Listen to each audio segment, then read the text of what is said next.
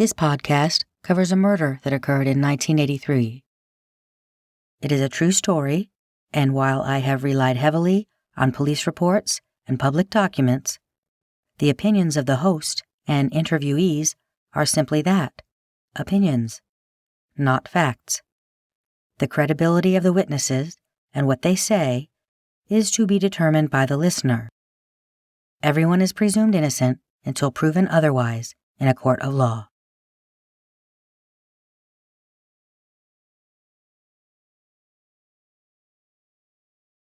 I don't believe it's a person, a stranger that happened to walk through town that day that did this. The injuries to her suggest that there were, a fit of rage during this incident. Newspaper clippings from the time show police were looking for people seen nearby, releasing 3 sketches based on witness descriptions of one man in particular. There were people that were in the store that day, most of which I believe have been identified. At least one male subject that was never identified, so there were sketches put out to the public at that time. The mystery man has never turned up, and investigators began to look at the people Janette knew best. I personally feel as though the composite sketch has become a bit of a red herring in this case. In the reports that I have, many other agencies contacted Michigan State Police for copies of the composite, and they appeared to be treating it as the composite being the actual suspect. The article released with the composite sketch reads as follows. Police officers investigating the January 19th slaying of Janette Roberson in the pet shop of the Gamble's department store in Reed City are requesting the assistance of the public in identifying a white male who may have a clue in connection with the grisly murder. The man, approximately 20 to 30 years of age, about 5'8" to 5'9" in height, has light to blondish brown hair, weighs about 170 pounds, and was possibly wearing a blue jacket. 3 sketches of the person, described by 3 different witnesses, have been reproduced. The person is believed to have been in the Gamble store shortly before the estimated time Mrs. Roberson was murdered, between 2 and 3. Detective Sergeant George Pratt of the Reed City State Police Post and Detective James Southworth of the Osceola County Sheriff's Department have emphasized that while officers are interested in talking with this person, he is not considered a suspect. Officers hope that he may have seen or heard something that may be of assistance to them. Now we're going to talk about the psychic. I know. I usually groan too when I hear people talking about psychics when it comes to cases involving law enforcement because I'm someone who likes to stick to the facts. But the same month that the composite sketch was done, a psychic did get involved with this case. I wouldn't generally even mention it because what psychics do has nothing to do with facts and evidence, and nothing that they offer is admissible in court. In the same way that a polygraph test really has no value other than how a person may react when asked to take one, nothing a psychic tells you can be used to convict someone. But bringing a psychic to the crime scene and walking her past employees who might be persons of interest could have proved interesting simply from the standpoint of how those employees may or may not have reacted to her. I can't tell you what Detective Pratt's thoughts and intent were when he agreed to work with Trixie Shepard, but she was allowed down in the basement and even accompanied police to where Janette lived. On February 28, 1983, a list of items were obtained from Reed City Police Chief Philip Rathbun, who had gotten them directly from Marion Fisher, Janette's mother. These items were to be forwarded to Trixie Shepard. I met with Trixie a few times, and she was a delight. During our first conversation, I asked her to tell me how she became involved with the Roberson investigation. She told me her sister had called to tell her about the murder in the Gamble store. Trixie lived just out of town, so the next time she was in Reed City, she went to the police station and told them she needed something Janette wore, something personal so she could do a reading. At some point, she received a necklace she was told was Janette's, but she didn't get anything off of it, so she told them she needed other items. The Michigan State Police Property Report receipt shows 5 items were turned over to Chief Rathbun from Marion Fisher, Janette's mother, and forwarded to Trixie. To the best of her recollection, All of Trixie's readings happened about a month or so after the murder. She said that she met with police a total of 3 different times. The first trip was to the gamble store. Among the things that Trixie told me was that she believed Janette was choked unconscious before most of the other injuries occurred, and the killer carried her to where her body was eventually found. She also saw a vision of a man in the back room. She said, "He moved a board and then he was lying in sand. I saw him put a cigarette out in that sand." Trixie said that when they first went downstairs to the pet department, there was a tarp hanging in the doorway between the pet department and what she thought might be another room. She asked to go through it, and when she did, she saw the second set of stairs. She told them that she saw the killer going up these stairs, but there were boxes stacked upstairs in front of the stair entrance on the day that Janette was murdered. "That's why nobody saw him," she told me. She thought that those boxes had provided a cover of sorts for him to hide behind while he checked that the coast was clear. Trixie told me that when they left Gamble's that day after she walked through, they went to the police station and she was shown some pictures. She looked at the first picture and said, "That man will be lucky if he lives a month." She said they told her he was lucky. She said he was an older man, thin-faced, and his eyes were set back in his head a bit. He looked sick and drawn. "I didn't see the heart attack," she told me, "but I thought it might have been his heart." When shown the next picture, she said, "He's worried about his wife." The next picture was a woman. "She's pregnant and the cord is wrapped around the baby's neck," Trixie told them. "They need to watch out for her when she delivers." After being shown another picture, she said, "That man is a cop killer. He's going to kill a cop one of these days." Trixie said that on her next trip, police took her to Janette's apartment. She said they never went in, and she didn't even know which one was Janette's, but she told the detective, "There's a horse by the window." She said one of the police went up to the window and when he came back to the car, told her there was a horse statue there that he could see through the window. Trixie told me all of this on the phone, and then we set up a time to meet in person.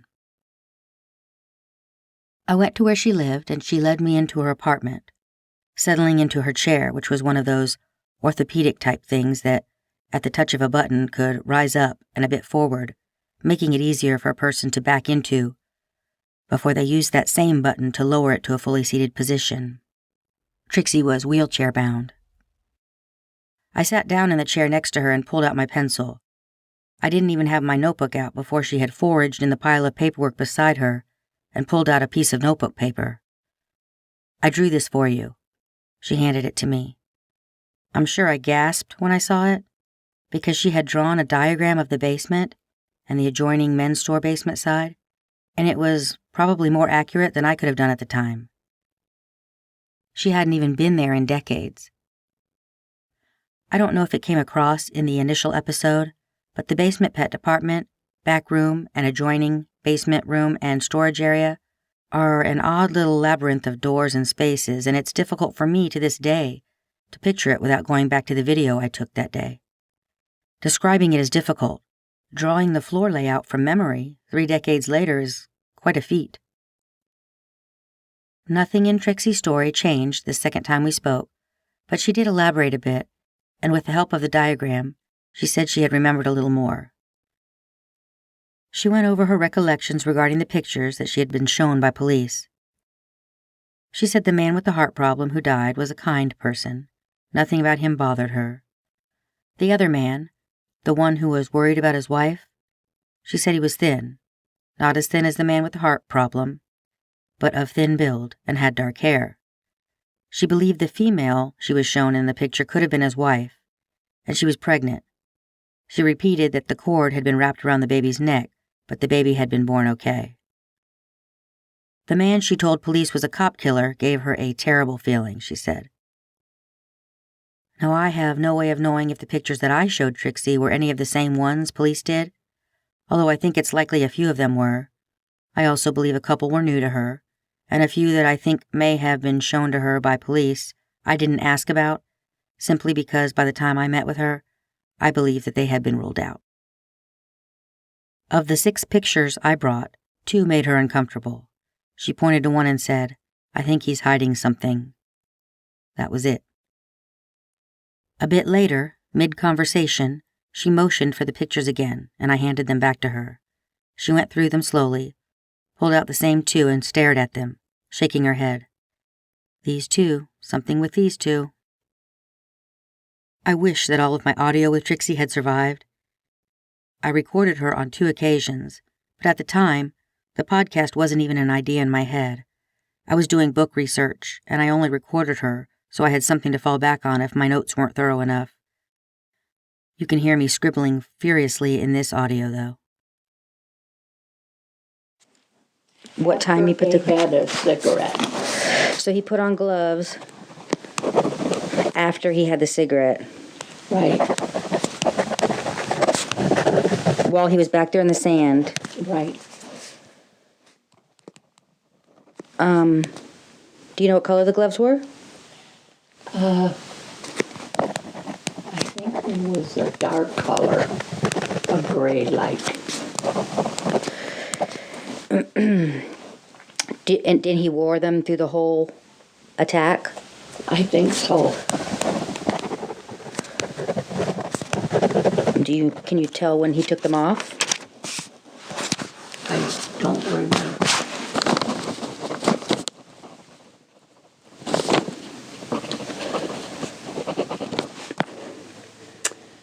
This was in the morning.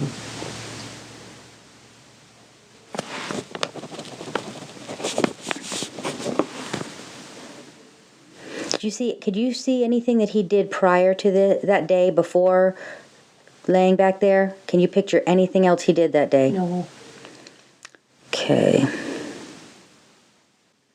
Can you see where he put the clothes that he took off? in a bag. Is it a plastic bag? Paper? I don't know. No. I think it was a paper bag. And what did he do with that bag? I don't know, but I think he burned it. I don't know where he burned it, but I think he burned it. Okay. Did you see any weapons?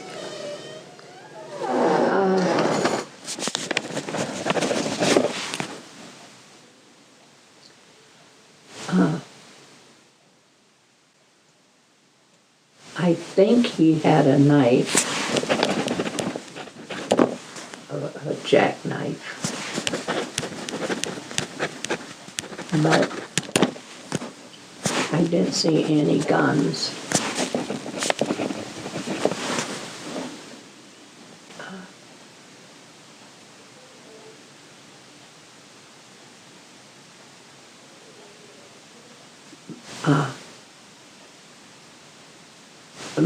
But I can just remember it in the area that he did things to her.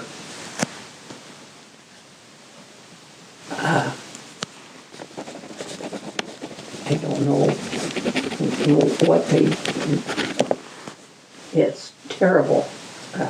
I just know it's terrible. Mm-hmm. It's just terrible. Yeah, it is. Looking at her eyes when she was speaking, it was like watching someone try to grasp an object that was just out of reach. "I can see it," she said, quietly, and then told me about the killer having a cigarette in what she described was the corner of that back L-shaped room, along the side and back of the pet department. Back in the crook of that L is a area where she said he had moved a board aside and smoked a cigarette, then put it out in the sandy area and waited for Janette to come down. According to Trixie, he grabbed her somewhere in that narrow area of the back room, put a hand over her mouth, grabbed her by the neck, and choked her. When she was passed out, he carried her down the narrow walkway, laid her down, and proceeded to do the things that he did. There seemed to be gaps in the action that she was telling me, big blank spaces between one thing and the next, and it was at that point that something occurred to me. Trixie, you don't see the killer, do you? I mean, you can't describe him. Oh, no, she said. Well, what do you see then? I asked. I see what he's doing, she told me. I don't know why it was such an eerie, jarring realization, but the fact that she was seeing it from a first-person perspective hit me like a gut punch. Trixie described how when he was finished doing the terrible things, he went back up that narrow hallway, out through the pet department to the adjoining storage space, and up the back set of cement stairs. She said he waited until it was all clear, and then went out. I asked her, well, where did he go then? She thought for a minute and said, not far. To the left and up another stairway, I think. She said maybe to an office. How does he feel, Trixie? Can you tell? She'd been concentrating so hard with her eyes closed, moving and pointing with her hands in different directions as she spoke. Really mad, upset. She also told me that she could see him putting clothes and gloves in a bag. Of course, I knew that none of this was evidence, but it was riveting nonetheless. So I just asked questions like I would if she was describing something she was really seeing, because to her it sure seemed like she was. And then she said it again. He did horrible things. Her face would go slack when she said it, in a way that suggested she was internalizing the viciousness of it. Trixie wasn't the only psychic I learned had become at least peripherally associated with this case. I was told by a few locals that a woman named Viola, a well-known and liked member of the community, told numerous people that she believed it was a prominent businessman who had murdered Janette. Blanche, the woman who'd come into Gamble's for Ick that day, is her daughter. She told me that her mother did say it was a prominent businessman, but she wouldn't have known who it was. It sounds like with Trixie, it's not as easy as them seeing a face in their head and knowing who it is. To Blanche's knowledge, her mother had never told anyone who this businessman was because she may not have even known him. I would later come to believe that this pronouncement and how it spread through the community may have been the impetus of one of the theories about this case, which involved a prominent businessman. A local man who owned a business in the area is one of the names I heard about constantly, because Janette had worked for just a few months at his business. I think, though, that what the locals were doing was grasping at anything and anyone to fill the gaping hole where information should be. When I was doing research on this case, I spent a great deal of time down at the Buckboard Bar, ironically, asking the owner and longtime Reed City resident questions about town dynamics. A local bar in a small town is a great place to get information, particularly if the bar in question was around during the time you want to know about. I always went in first thing in the morning, when the old gentlemen in town were having coffee and gossiping. One day as I went to leave, a man who had been sitting at the corner of the bar when I arrived stepped ahead of me. The entrance of the Buckboard is a small foyer with 2 glass doors.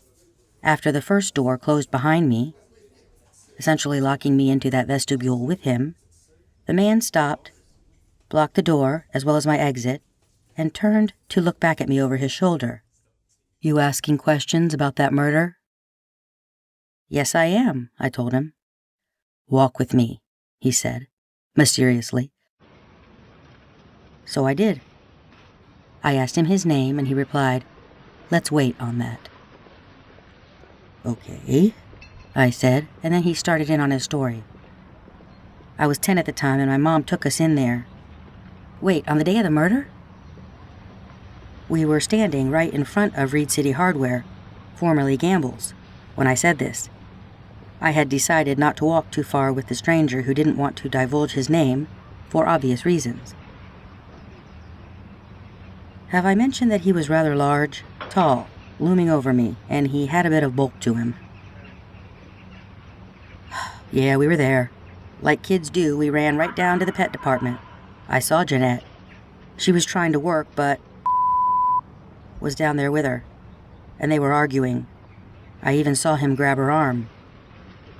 Okay, so beneath that beep is the name of the same businessman that I believe many people in town had grasped onto as being the prominent businessman due to Viola the Psychic's prediction. Some people had mentioned other male business owners, and even the owner of the store itself. But this man he was talking about was the one who owned the business that Janette had worked for a couple months. The stranger continued. The entrance between the bar and the pet department was open. You know, down there where the tunnels are, those coal chutes. I am certain my expression glazed over at that point. I knew there wasn't any open entrance from the bar to the pet store at the time of the murder. That would have been a hole in the wall on the men's store basement side, which did not exist. Perhaps he was talking about the doorway between the pet department and the adjoining storage area. Or maybe he was just making stuff up. I had no idea. Either way, it didn't seem to me like he knew what he was talking about. But then he told me he had family that were cops, and as a matter of fact, his dad was a cop. Oh, really? I said. Who was your dad? I'm familiar with all of the names in the report of the police who worked back then. He put his hand out and shook mine, firmly, and he said the name.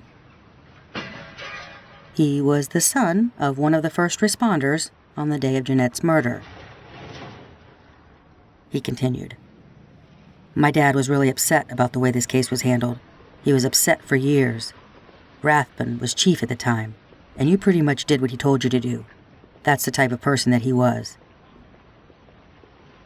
Did police ever talk to you or your mom about what you saw that day? I asked, cutting through the bullshit. No, I told Chuck Davis what I knew, but that's it. He eventually turned on his heel, starting away from me, and said, So now you have everything I know. I mentioned this encounter to Detective Pratt when I interviewed him, and he told me, very simply, that he had no indication that this person, or any of his siblings, or his mother, had been in Gamble's that day. The following letter was written by Janette's mother, Marion Fisher, directly to the killer, and it was printed in the newspaper not long after her brutal murder. To the murderer of Janette Roberson.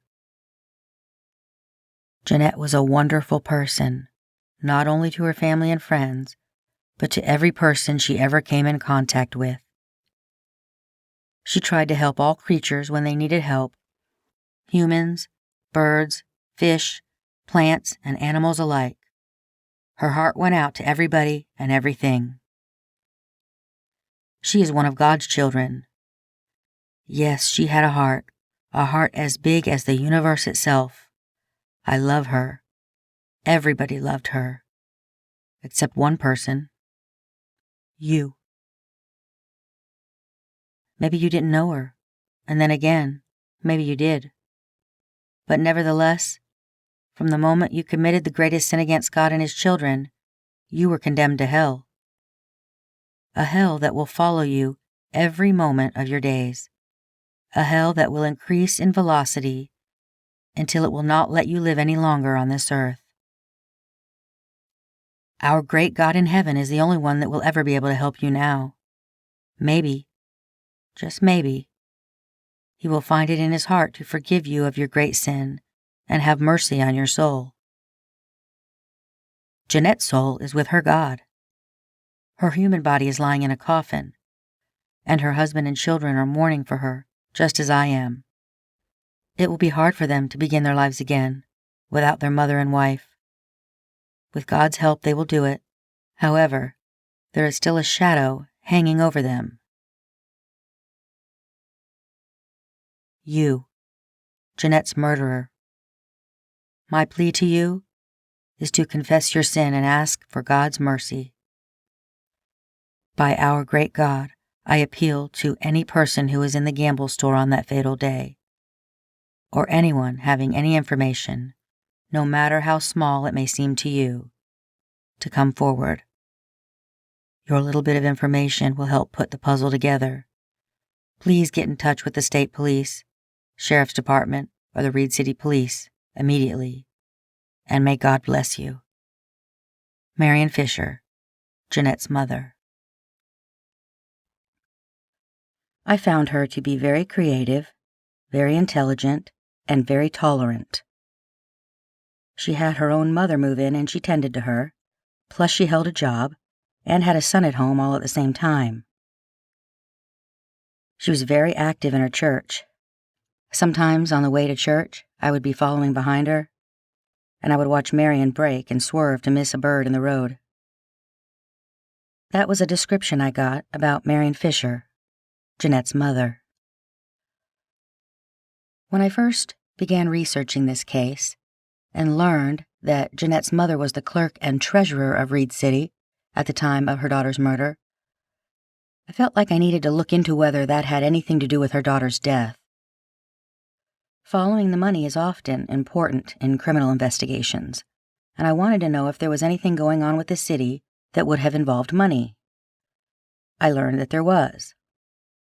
There was an embezzlement scandal brewing in the city offices, and a few people were pointing the finger at Marion. In fact, I'm told that one of those fingers was being pointed by at least one city police officer. I was told by multiple sources that most of the city PD was pretty miserable around this time. I was told that the city police didn't like the fact that the state police were doing their dispatching. City and state police seemed to have a very fragile relationship at this point in Reed City's history. The first thing I did to get a sense of what was going on in Reed City was devour 3 years' worth of city council meeting minutes. Marion Fisher's handwriting is at the top of each one, where she marked them as being indexed. Each set of monthly minutes bears her signature. Being able to get an up-close look at her day-to-day job proved to be an invaluable insight, even though each set of minutes only represented one meeting that she had had that day, which occurred in the evening, usually called to order around 7:30 p.m. by the mayor, Donald Cullison.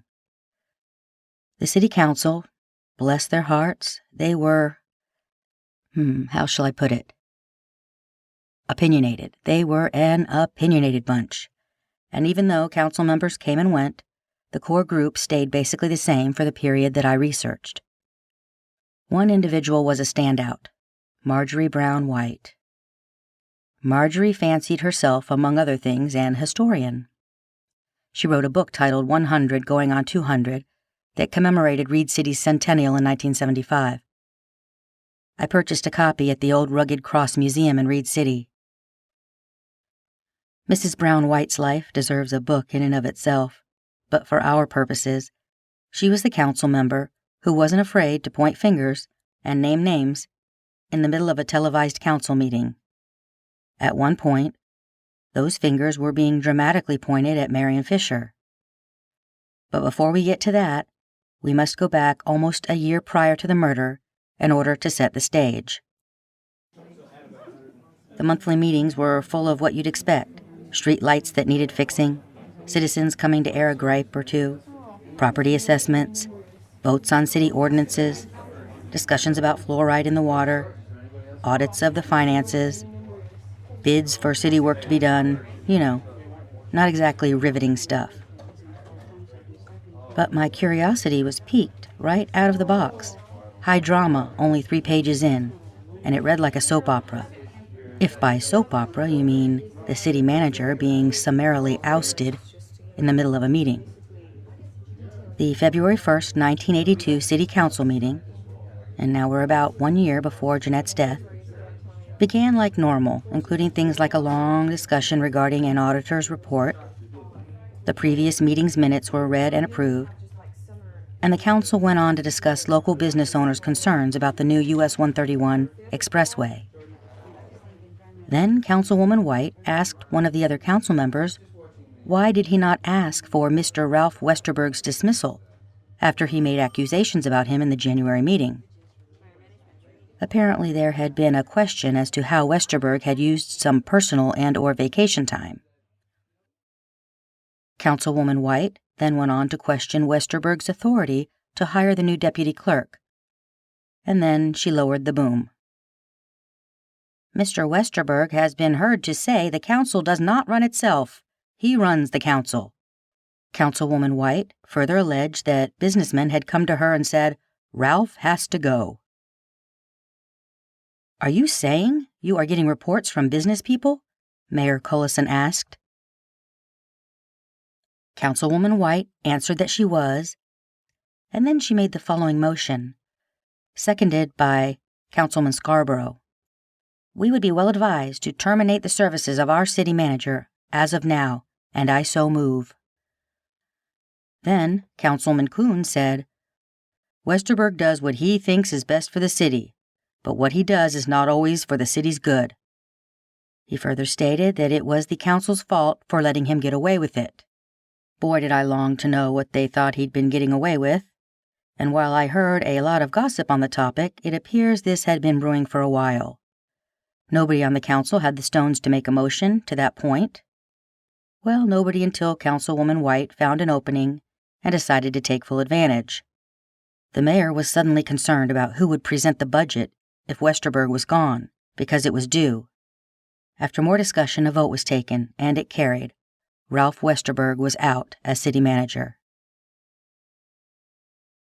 From the minutes as noted by Marion Fisher, quote, "At this time, Mr. Westerberg informed the council that they would have a real group following and that they were the ones who were going to suffer for this. He further stated, 'As far as this town is concerned, I intend to show you what foolishness you've done. I'm going to put in the paper what goes on in Reed City and what has been done by myself as city manager.'" Following Mr. Westerberg's statement, Larry Herring, the superintendent of public works, tossed his keys to Mayor Collison, and the mayor then asked if that meant he was resigning. The mayor said that there would have to be appointments made, and then asked for a 5-minute recess, after which he reconvened and informed the council that due to the fact that the city manager had been terminated, he was appointing himself and the city clerk, Marion Fisher, as acting city managers until a replacement could be hired. And then they went on to complete the meeting as if nothing untoward had just occurred. It didn't take long for the mayor to realize that he could not legally play the role of city manager. In the March 1st, 1982 special meeting, Mayor Collison clarified, "The charter reads that an elected officer cannot act as acting city manager. The clerk, Marion Fisher, will act as city manager. Motion offered." Councilmen Kuhn and White voted no. Everyone else voted yes. It seems that the same people who would later start pointing fingers at her regarding the embezzlement were not happy with her becoming the acting city manager. I'm not sure why, though. The woman was busting her ass and juggling all kinds of balls, and as far as I could see, she seemed to be good at it. So now Marion was the city clerk, city treasurer, and acting city manager, and that was just the work-related stuff. She had an elderly mother at home, along with a son and a couple of grandkids, Janette's son and daughter, who she picked up from school on days when Janette and Alvin were at work. Add to that those 1 or 2 evening meetings a month, plus church and associated church functions, and it's pretty clear that no dust settled on Marion Fisher. In the December 20th, 1982 proceedings, which would fall within our timeline as the day before the assaults at the Buckboard Bar, the meeting minutes note that a new Reed City police officer is hired, and that would be Officer Mike Primo. He had only worked for Reed City PD for 1 month before the murder of Janette Roberson occurred. During the next meeting, which was held on January 10th, 1983, 9 days before the murder, City Manager Nordstrom asked the council's direction regarding the city hiring an attorney in the event of a possible litigation. This attorney would have to have labor relation experience. After some discussion, it was council's consensus to have the city manager hire a labor relations attorney if the need arose. This was likely with regard to the Buckboard Bar assault. If the police chief felt that he was going to have to fire an officer, and the officer in question was going to challenge that firing, the city would need an attorney with labor relation experience to handle the situation. At the January 17th, 1983 regular meeting, council went into a closed session. After the session, the mayor said that the discussions were around negotiations between the municipal employees and the city. Then a member of the press stood up and asked Councilman Brooks if he had forgotten about his question regarding a certain municipal employee. Councilman Brooks replied that his question was answered in the standard procedure of the closed session, which of course the public, nor the press, were privy to. There were ongoing negotiations regarding municipal employees. The department heads wanted to unionize, but what the press was interested in was the assault that occurred a month earlier in the Buckboard Bar. They were clamoring for more information about the suspended city officer, and nobody was being forthcoming, at least not on the record. This question about the municipal employee and the press being at the meeting was 2 days before Janette's murder. It appears that the council was not interested in pulling that can of worms out in front of a televised audience, legal issues aside, given that the Reed City Police Department had not decided what to do about the officer in question, at least not formally. 2 days after this meeting, Janette Roberson was murdered in the basement pet department of the Gamble store. The next scheduled council meeting is about a month later on February 22nd, 1983, and Marion Fisher is taking notes as usual, despite the devastation in her personal life. Her daughter has only been dead about a month. I think it's worth noting that not a single time in the hundreds of pages that represent the next 2 calendar years of Reed City Council meetings was her daughter Janette's brutal murder ever mentioned. Nothing about beefing up security at the local businesses, nobody asking how the investigation was going. Not a single word. Not once. The day that murder happened, my mother-in-law and my 2 kids were there.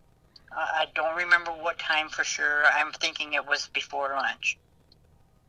But we were going to go get some fish, and we couldn't get anybody to wait on us, and I went upstairs, and I asked if there was somebody that could wait on us because we wanted some fish, and she said she should be down there. And that's when I hollered, and nobody answered. I opened the door a little bit, and nobody answered, and so I said, well, you know what, let's just go.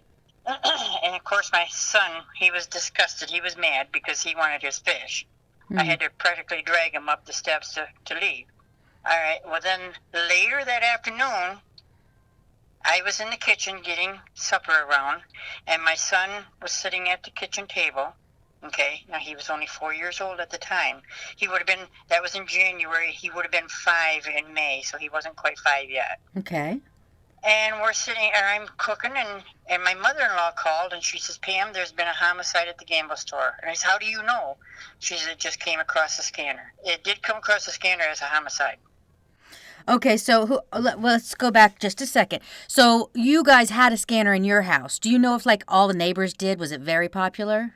It was popular, yes. I didn't have one, but my mother-in-law did. And you said you don't remember what time? Was it morning? Or I do not remember. I'm thinking it was before lunch, but I really couldn't tell you because a lot of times we would eat lunch in town and do a running around and then come home. I know I was home in time for my daughter to take her nap, and she was taking her nap when my mother-in-law called me.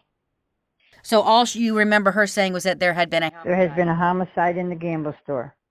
Wow, I'm just shocked at how many people had scanners back then. Well, I know she had one, and my friend's husband had one, and... I mean, I talked to the dispatcher who dispatched the call that day, and we were just, talking about it. He said it was so popular back then. It was just something that everyone had, was these Bearcat scanners.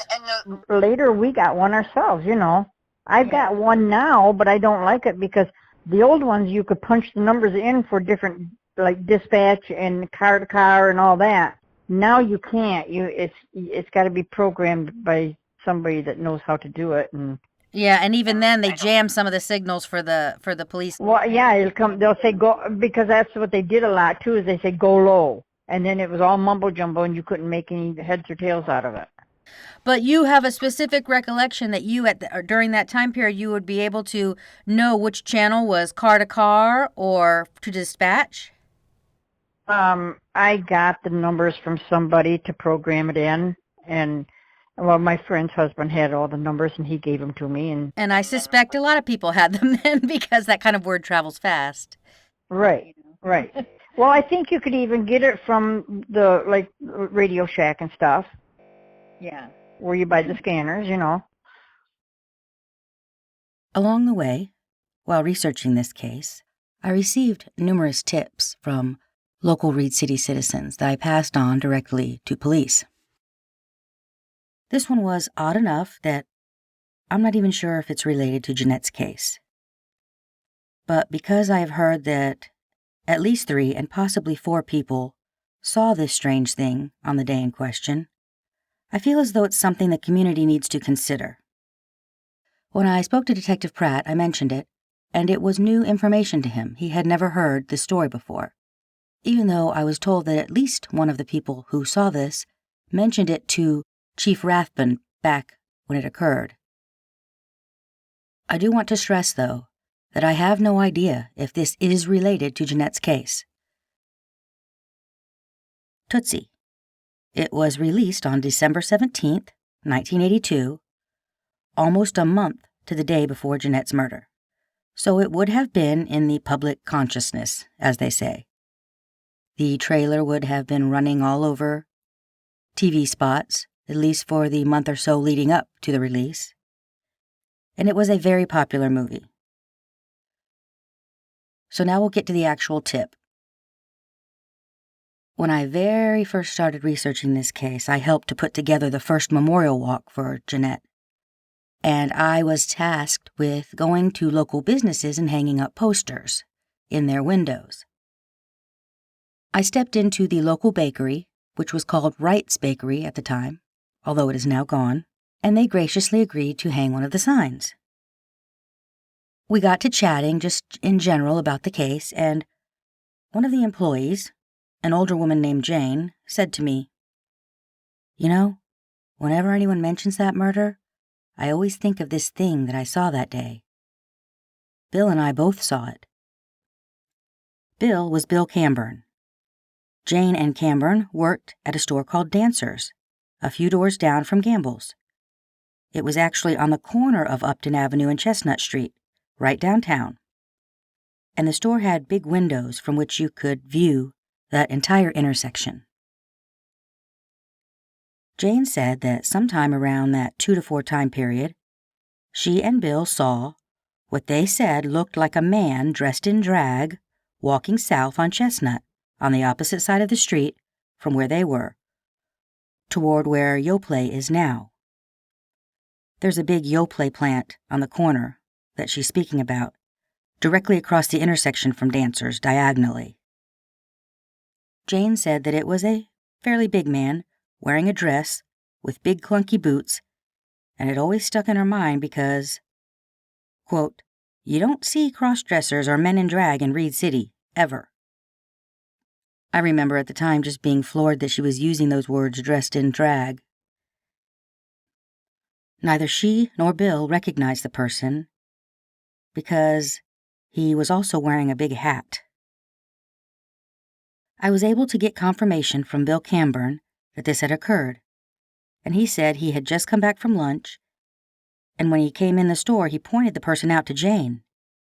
He thought the time frame was around 1 or 2.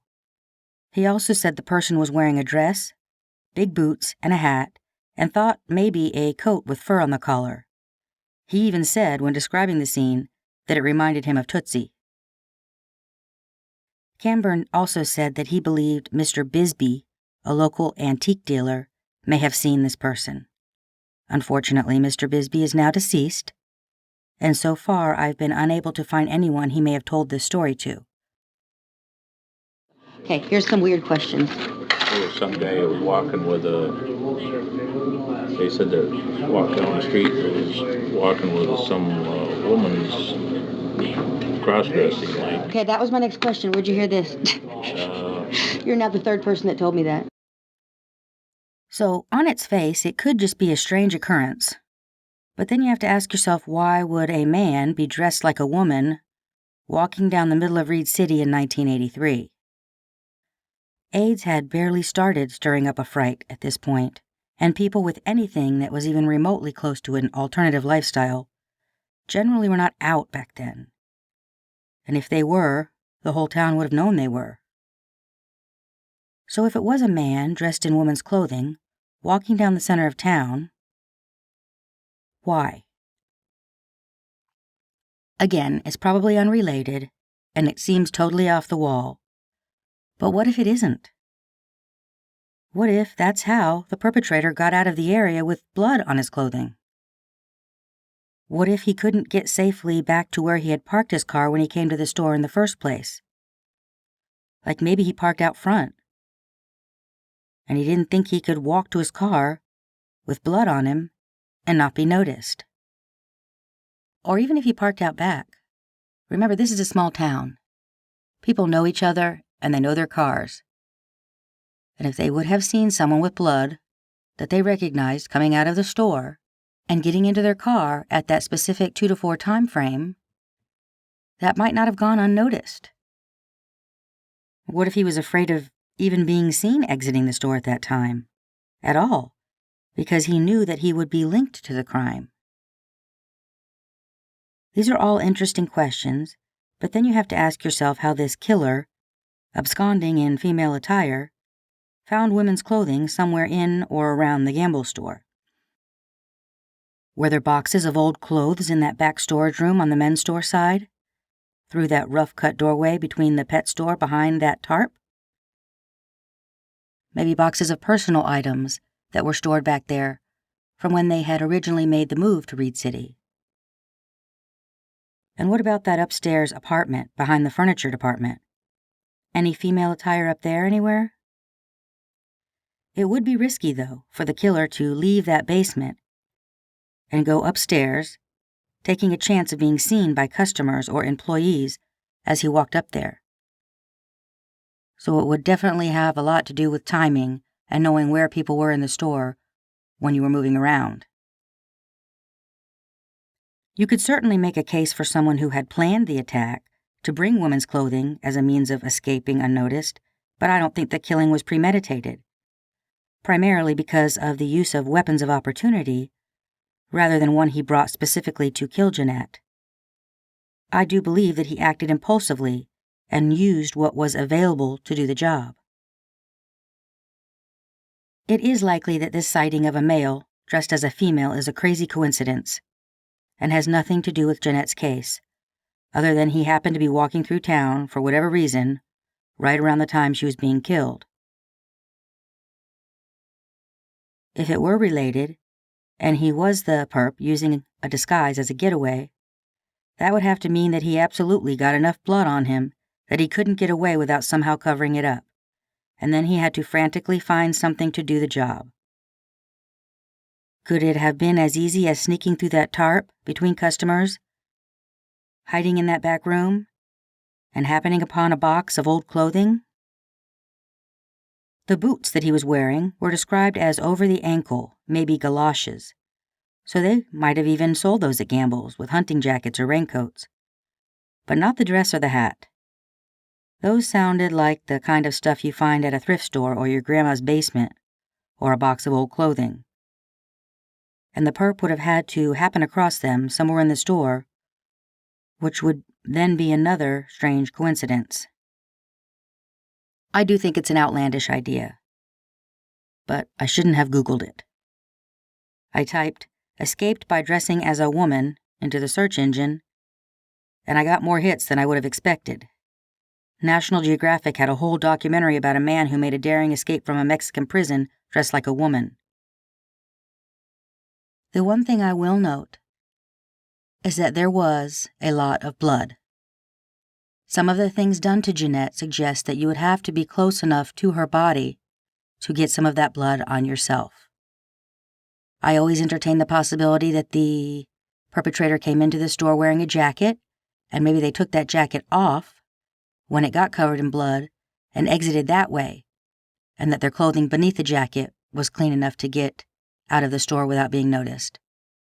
And even in the original newspaper reports, Prosecutor Talaski mentioned that they wanted people to be on the lookout for someone getting rid of items, possibly clothing. There are two elements to this crime that stand out to me and that I wonder about from a profiling perspective. The first is the apparent manic use of multiple weapons. As I said, most, if not all of the weapons used were weapons of convenience, meaning he would have found them in or around the basement area. But we have to remember that the perpetrator was probably back there with her a bit before the actual time of death, taking into account the amount of things that were done to her and the steady stream of customers during those last 2 hours, which could mean that he was stuck back there for some time between customers until he was able to make his escape.